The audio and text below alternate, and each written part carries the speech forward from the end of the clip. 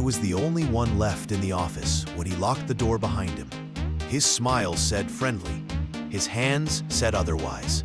And in that moment, trembling, frozen, ashamed, I knew I had two choices: speak up and watch him lose everything, or stay silent and risk more women going through what I just had.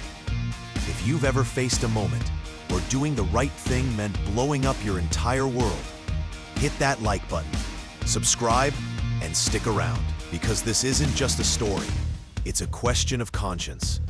My name is Ria. I was 26 when I got the job. Marketing associate. First big role after grad school.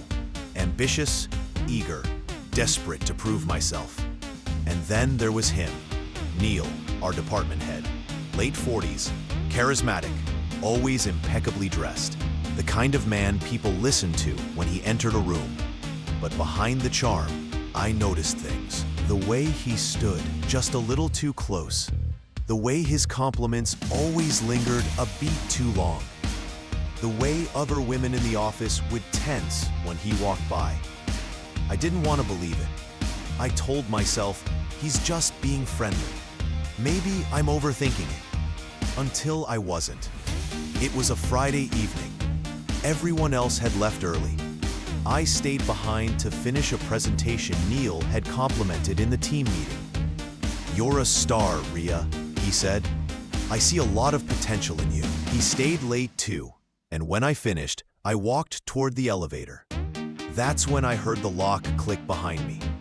He smiled. "One drink before you go? My office?" I hesitated.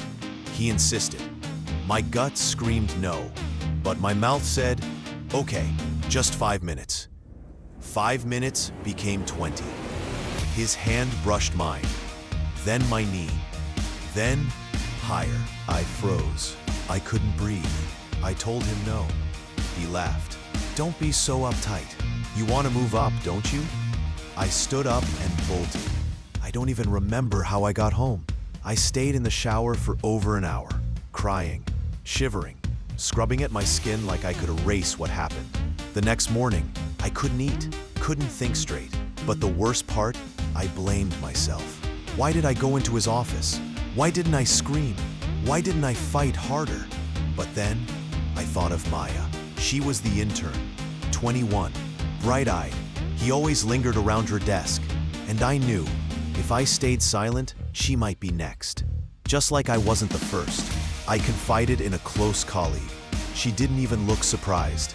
She told me, with eyes filled with guilt, I wish I had said something when it happened to me. I drafted the complaint. HR had a process, I knew that. But once it left my screen, there was no turning back. Neil was beloved. He had years of experience, connections in the industry. He'd been at the company longer than I'd been alive. If I reported him, he'd likely be fired. My name would be dragged through whispers. My career could suffer. People would doubt me. They'd ask, why now? Why her?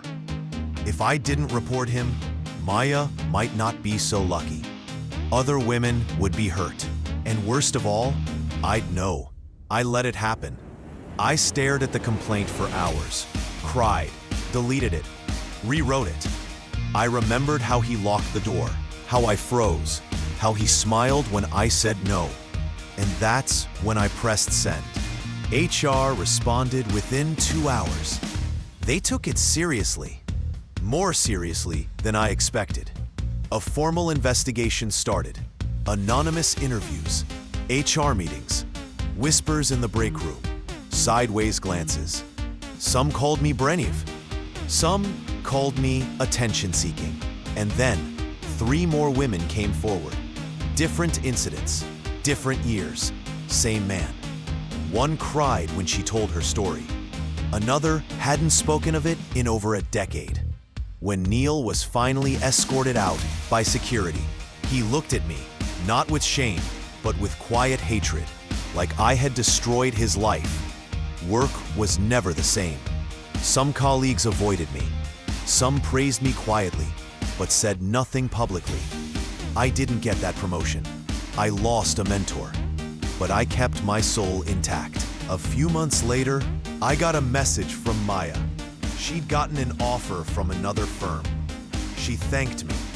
"I don't know what would have happened if you hadn't spoken up," she wrote. "I looked up to you from the first day, and that, more than anything, made it worth it. If I hadn't reported him, he would have stayed." Maya might have been next. Another woman, another locked door. And I would have carried the weight forever. If I did report him, which I did, he lost his job. But I saved others from his manipulation. I stood for something. And slowly, the silence began to break. Speaking up isn't easy. Sometimes doing the right thing means risking everything. But silence is a prison too. So now I ask you, would you risk your career to protect someone else? Or stay silent to protect yourself? Let me know in the comments, because some choices define who we are.